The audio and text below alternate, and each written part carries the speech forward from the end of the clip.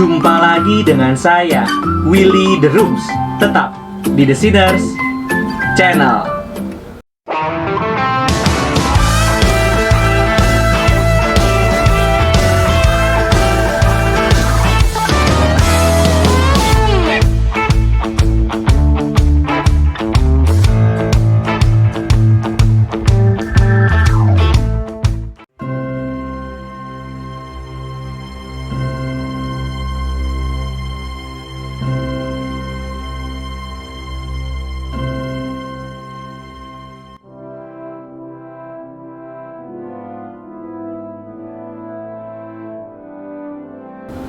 Di dalam pendekatan yang lebih spesifik dan lebih menonjolkan ciri khas dari iman Kristen, John Frame dan Poitras memberikan sebuah pendekatan yang dinamakan triperspektivalism.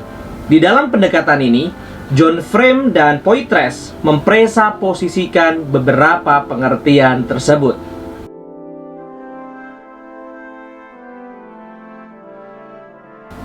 Allah menyatakan dirinya sebagai satu Allah, tetapi juga di dalam tiga pribadi. Ketiga pribadi ini adalah tiga pribadi yang berbeda. Bapa mengirimkan anak dan anak taat kepada Bapa. Yohanes 6 ayat 38 sampai 39, Yohanes 12 ayat 49 dan Yohanes 14 ayat 31. Bapa memuliakan anak dan anak memuliakan Bapa. Yohanes 13 ayat 21 ayat 31 sampai 32, Yohanes 17 ayat 1 sampai 5. Roh Kudus bersaksi sesuai dengan apa yang ia terima dari Bapa dan Anak. Yohanes 16 ayat 13 sampai 14. Di dalam setiap pekerjaan Allah, setiap pribadi ini terlibat di dalam perspektif mereka masing-masing. Setiap pribadi memberikan perspektif mengenai Allah itu sendiri. Melalui Anak, kita mengenal Bapa, karena Bapa berada di dalam Anak dan Anak berada dalam Bapa. Dalam teologi, hal ini dikenal sebagai the mutual indwelling of person in Trinity, atau coinherence atau perikoresis. Konsep inilah yang menjadi dasar mengapa kita bisa mengenal Bapa melalui Anak. Pemahaman ini adalah pemahaman yang bersifat perspektif. Kita mengenal Bapa melalui perspektif yang diberikan di dalam Anak. Pembelajaran manusia bersifat perspektif karena hal ini adalah turunan dari pluralitas pribadi dan sifat coinherence dari Tritunggal. Pluralitas pribadi Tritunggal mengimplikasikan pluralitas dalam perspektif. Sifat coinherence dalam Tritunggal mengimplikasikan harmoni dan compatibility dari perspektif yang berbeda-beda.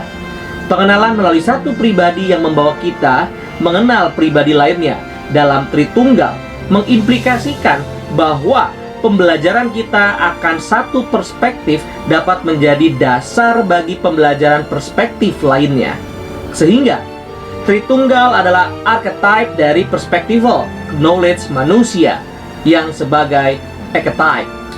Lebih lanjut, John Frame mengatakan seperti demikian. Meskipun ketiga pribadi itu aktif dalam setiap tindakan Allah, tampaknya ada pembagian kerja secara umum di antara pribadi-pribadi Allah dalam pekerjaan penebusan. Bapa menegakkan rencana kekal keselamatan, Anak melaksanakannya, dan Roh menerapkannya kepada orang-orang. Bapalah yang mengutus Anak untuk menebus kita, Anak yang menyelesaikan penebusan, dan Roh yang menerapkan manfaat pendamaian Kristus kepada orang percaya. Menggeneralisasi, kita mengumpulkan bahwa Bapa adalah otoritas tertinggi, Anak kuasa eksekutif, dan Roh hadirat ilahi yang berdiam di dalam dan bersama umat. John Frame memaparkan bahwa Allah mewahyukan dirinya secara multiperspektival melalui pekerjaan Allah yang dilakukan secara berbeda-beda oleh setiap pribadi Tritunggal. Dan secara umum dapat digeneralisasi bahwa Bapa menunjukkan sisi authority dari Allah, Anak menunjukkan sisi kontrol dari Allah, dan Roh Kudus menunjukkan sisi divine or covenantal presence dari Allah. Sehingga di dalam setiap pekerjaan Allah, kita bisa melihat ketiga perspektif ini. Konsep inilah yang menjadi salah satu dasar terbentuknya kerangka triperspektifal dari John Frame dan Poitras.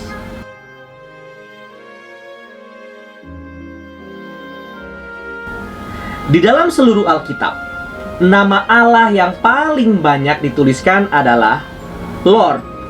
Kata ini sama dengan istilah Yahweh atau sinonimnya Adon dalam bahasa Ibrani dan juga Kurios dalam bahasa Yunani. Kurang lebih adalah sekitar 7.000 kali di Alkitab istilah-istilah ini muncul. Allah mengatakan bahwa nama harus terus diingat selama-lamanya. Keluaran 3 ayat 15. Dan setiap hal yang dilakukan Allah adalah untuk menyatakan will know that I am the Lord. Keluaran 14 ayat 4. Sehingga Divine Lordship adalah tema yang penting dan sentral di dalam Alkitab. John Frame menganalisis bahwa di dalam Lordship ini terdapat 3 tema besar yang muncul. Yang pertama, the Lord is the one who control all things by His mighty power. Yang kedua, the one who speaks with absolute authority and rightly requiring all to obey. Ketiga, the one who give Himself to His people in covenant intimacy of or presence. Lebih lanjut, Frame menyebutkan bahwa ketiga tema ini adalah 3 atribut dari Divine Lordship, yaitu authority, control, dan presence. Ketiga atribut ini berkaitan secara perspektif atau coherence, sehingga pembelajaran akan satu aspek berkaitan erat dengan aspek lainnya. Inilah triperspektivalism. Hal ini bisa digambarkan seperti dalam ilustrasi berikut.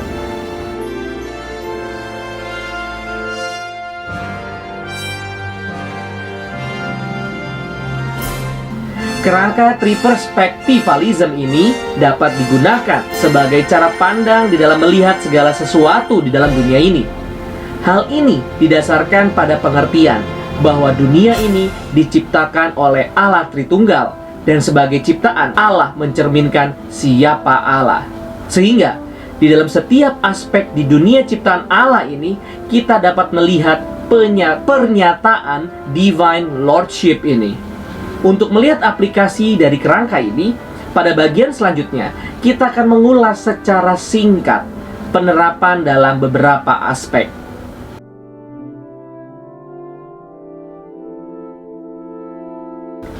Di dalam buku God Center Biblical Interpretation, Poitras memakai kerangka segitiga dalam aspek sejarah. Poitras menyatakan bahwa di dalam setiap kejadian yang sudah terjadi di masa lalu, terdapat benang merah yang menghubungkannya ke dalam zaman sekarang. Poitras mengatakan bahwa setiap kejadian sejarah merupakan inti-inti kecil di dalam satu kerangka besar sejarah. Sehingga rangkaian peristiwa-peristiwa sejarah ini akan membawa kita untuk kembali melihat bahwa Tuhanlah yang bertahta di dalam sejarah, dan kuasa Allah sajalah yang membawa sejarah ini sampai dengan sekarang. Keseluruhan sejarah merupakan rencana Allah yang sudah ditetapkannya bagi kita, sehingga kita bisa sadar akan kehadirannya dan topangan tangannya di dalam sejarah.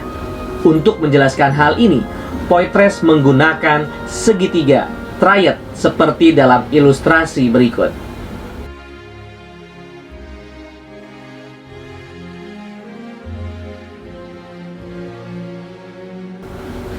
Di satu sisi, setiap peristiwa di dalam sejarah dapat diklarifikasikan ke dalam satu atau lebih kelas, sehingga kita bisa melihat ada sisi yang konsisten di antara berbagai peristiwa sejarah. Di sisi lain, setiap peristiwa yang terjadi memiliki keunikan yang menggambarkan kelas itu secara lebih spesifik dan unik. Di dalam peristiwa itu, sehingga tidak pernah ada peristiwa sejarah yang identik dengan peristiwa lainnya. Setiap peristiwa sejarah memiliki kaitan atau relasi. Baik itu relasi sebab akibat atau complementary, sehingga seluruh event itu berkait bagaikan mata rantai yang menggambarkan rencana Allah. Setiap aspek ini koheren, mempresupposisikan satu dengan lainnya.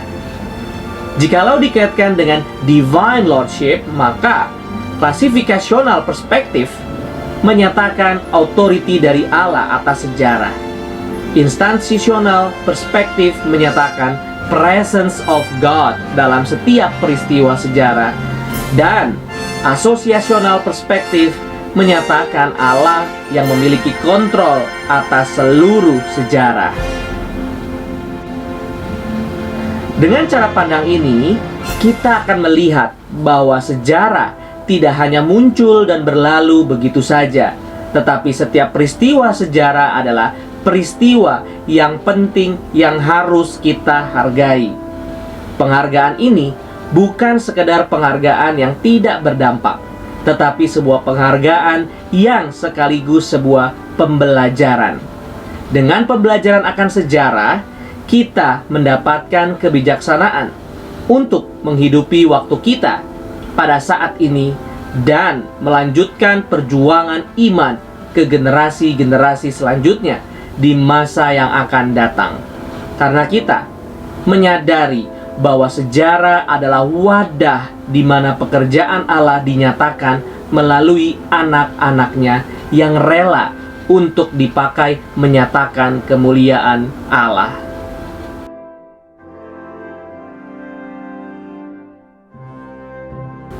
Kita seringkali tidak menyadari bahwa komunikasi yang kita lakukan sehari-hari menyatakan siapa Allah. Ada pola dasar triad dalam komunikasi, yaitu pembicara, isi dari pembicaraan, dan pendengar. Dalam Yohanes 1 ayat 1, Allah Bapa adalah pembicara yang asli, dan pribadi kedua adalah firman Tuhan sebagai ucapannya.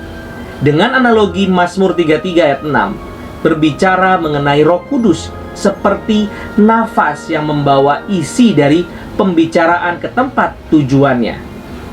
Kepada siapakah komunikasi Allah ditujukan? Tuhan berbicara kepada manusia, sehingga manusia adalah tujuannya. Yang menjadi pendengar itu, Roh Kudus memampukan manusia untuk dapat memahami dengan benar isi dari pembicaraan itu. Di dalam konteks ini, Roh Kudus juga menjadi pendengar. Apa yang dia dengar? Dia mendengar kebenaran dari Tuhan. Kebenaran yang digambarkan sebagai apa yang menjadi milik Kristus. 1 Korintus 2 ayat 10. Lalu Roh Kudus berbicara kepada manusia untuk menyampaikan kebenaran. Dalam komunikasi intra-trinitarian, Bapa adalah pembicara, Anak adalah ucapan, dan Roh adalah pendengar. Archetype Trinitarian ini kemudian menjadi dasar dan orisinal yang dihubungkan oleh komunikasi manusia, seperti yang digambarkan dalam ilustrasi berikut.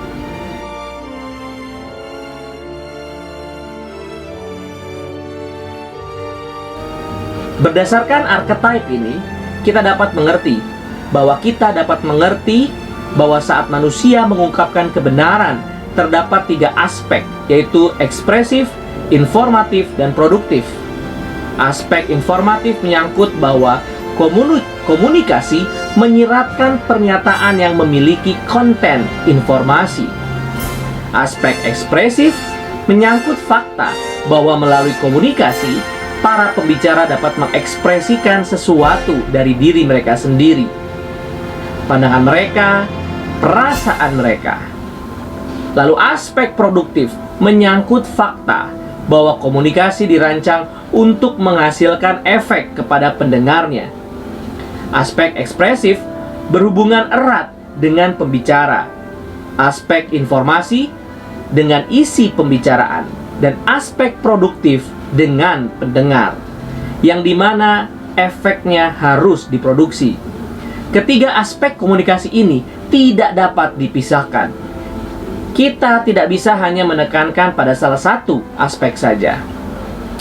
Kebanyakan teori interpretasi dalam komunikasi dunia hanya menekankan pada salah satu aspek saja, baik itu pembicara, isi pembicaraan, atau orientasi penonton atau pendengar.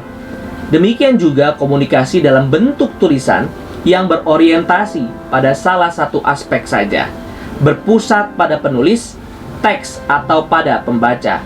Padahal, ketiga aspek pendekatan ini sama pentingnya, karena ketiga aspek ini menyatakan divine lordship. Informasional perspektif menyatakan authority Allah. Expressive perspektif menyatakan God's presence. Dan produktif perspektif menyatakan kontrol Allah. Kerangka ini membawa kita untuk menyadari bahwa sebuah komunikasi bukan hal yang sepele. Zaman di mana kita hidup sekarang adalah zaman yang sangat menyepelekan komunikasi. Kita dengan entengnya mengeluarkan sebuah pernyataan melalui sosial media tanpa berpikir ketepatan wadah penyampaian informasi tersebut. Kita dengan mudahnya menyebarkan informasi tanpa berpikir side effect yang akan timbul. Dan kita dengan mudahnya memberikan penghakiman terhadap sebuah informasi tanpa mencoba untuk mengerti dahulu apa yang dimaksudkan oleh si pembicara. Konsekuensinya, kita melihat begitu banyak perselisihan yang tidak perlu karena kita menyepelekan komunikasi.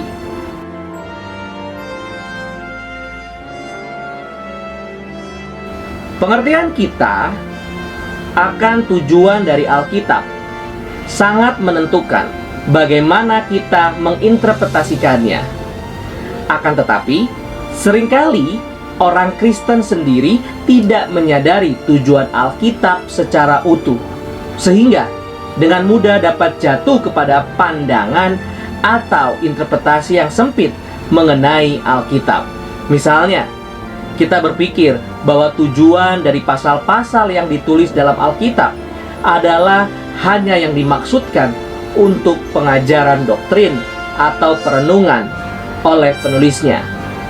Jika kita mereduksi tujuan Alkitab hanya kepada satu pandangan yang terisolasi dari yang lainnya, maka itu akan mereduksi kelimpahan dari firman Allah, bahkan bisa melahirkan pandangan yang timpang dan berbahaya. Dalam 2 Timotius 3 ayat 16-17 dinyatakan bahwa Alkitab memiliki beberapa tujuan, yaitu untuk mengajar, menyatakan kesalahan, memperbaiki kelakuan, dan mendidik orang dalam kebenaran. Walaupun ada berbagai tujuan tersebut, tetapi pada saat yang sama terdapat kesatuan tujuan dari Alkitab, karena hanya ada satu Allah. Di titik ini kita menyadari adanya konsep unity in diversity. Allah Tritunggal adalah model orisinal dari konsep tersebut, sehingga kita perlu melihat tujuan Alkitab dengan sifat Allah Tritunggal sendiri. Poitres menulisnya sebagai triad of purpose, sehingga seperti yang digambarkan dalam ilustrasi berikut.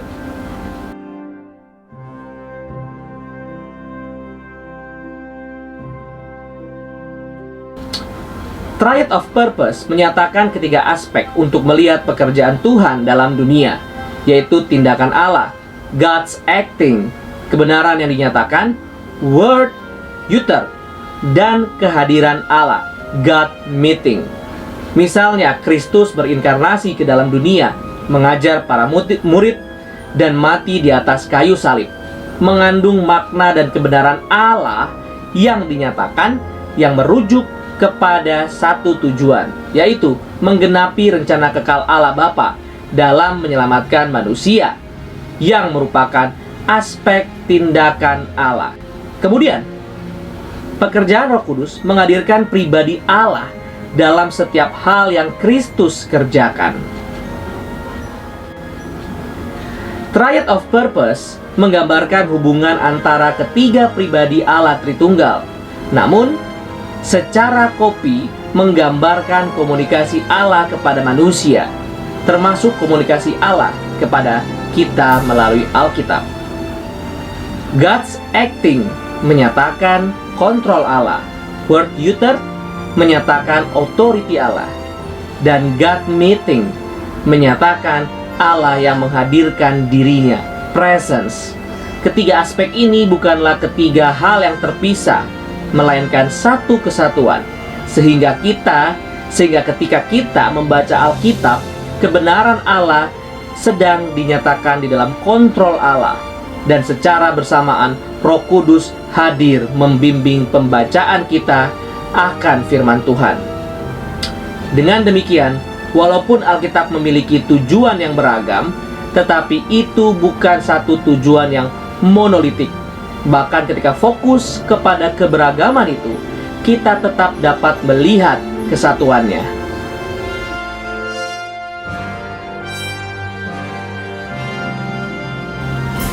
Apakah makna itu? Setiap orang memiliki jawabannya masing-masing. Di tengah-tengah begitu banyak pemikiran tentang makna, Poitres memberikan suatu kerangka pikir mengenai makna yang berdasarkan prinsip Tritunggal, yaitu unity in diversity. Menurut Poitres, hanya melalui pemahaman akan Allah Tritunggal, kita mampu mengerti kesatuan dan keragaman di dalam kebenaran dan makna. Poitres memperkenalkan sebuah segitiga yang dapat membantu kita lebih memahami konsep makna di dalam kesatuan dan keberagaman. Ia menamakan segitiga ini triad of meaning, seperti digambarkan dalam ilustrasi berikut.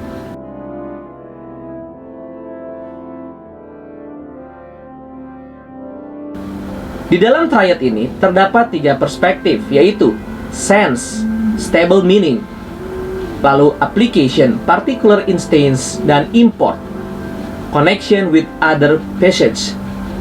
Suatu kata atau bagian dapat diparafrasekan dalam berbagai bentuk, tetapi tetap memiliki makna yang stabil. Kita dapat mengetahui bahwa yang dimaksudkan tetap sama, walaupun disampaikan dengan berbagai cara. Ini adalah perspektif sense. Hal ini sangat penting dalam mengerti suatu makna, agar suatu pernyataan tetap memiliki makna yang stabil, walaupun berada dalam konteks atau dinyatakan secara berbeda. Di dalam perspektif yang lain, dalam makna adalah application. Hal ini berarti suatu makna dapat diaplikasikan dalam berbagai cara, baik melalui perkataan, tulisan, cerita, atau bentuk-bentuk lainnya. Setiap bentuk ini adalah aplikasi yang valid dalam menyatakan suatu makna. Perspektif yang ketiga adalah import.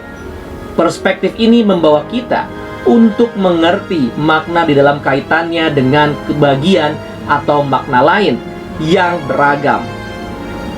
Kaitan dengan bagian atau makna yang lain ini akan semakin melengkapi pengertian suatu makna. Kesimpulan yang dapat kita pelajari dari pemikiran Poitres mengenai makna adalah setiap makna memiliki prinsip umum yang stabil, kesatuan, di mana di dalam pengaplikasiannya dapat terjadi perbedaan-perbedaan atau keberagaman. Namun, kedua hal ini saling terkait, asosiasi. Kegagalan kita mengerti makna adalah karena kita menekankan satu prinsip tanpa melihat dasar trinitas di dalamnya, sehingga kita menjadi salah mengerti sebuah makna. Seperti aspek-aspek yang lain, triad of meaning ini memiliki sifat coherence, sehingga satu perspektif mempresupposisikan perspektif-perspektif yang lain. Triad of meaning ini juga merupakan pernyataan akan divine lordship. Perspektif sense menyatakan authority, perspektif application menyatakan presence, dan perspektif import menyatakan control. Kelimpahan firman Tuhan tidak mungkin dapat kita lihat jikalau kita tidak menggunakan kerangka yang benar. Seringkali kita berhadapan dengan pengertian makna firman Tuhan yang begitu kaku, bahkan mati, karena kita gagal melihat suatu makna dengan benar. Semangat zaman modern yang selalu metodologis mereduksi kelimpahan suatu makna. Di sisi lain, semangat postmodernism yang terlalu bebas membawa kita ke dalam pengertian yang begitu kacau balau, dan tidak ada kepastian. Triad of meaning ini membawa kita untuk terlepas dari kedua jebakan ini dengan melihat bahwa makna itu dapat dimengerti dengan begitu berlimpah, tetapi juga ada keteraturan di dalamnya.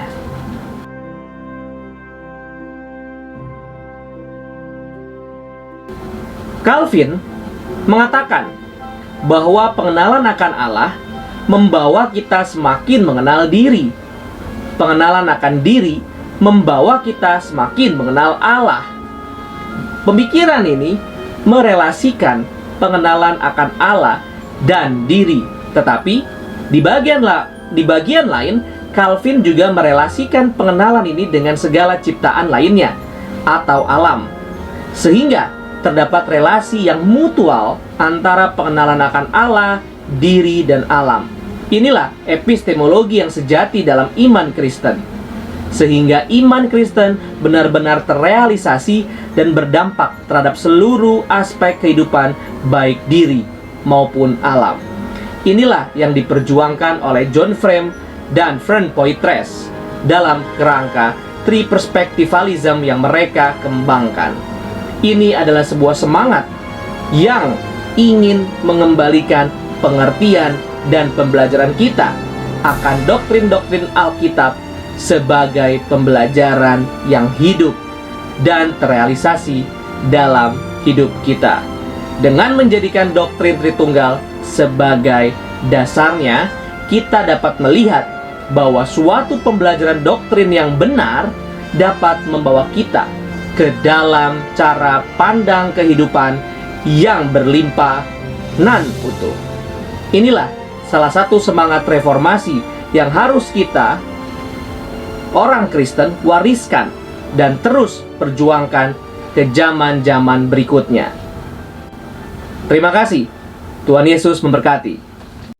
Puji Allah, puji Allah, puji Allah Tritunggal. Mulia-mulia bagi Allah, pemberi kurnia keselamatan.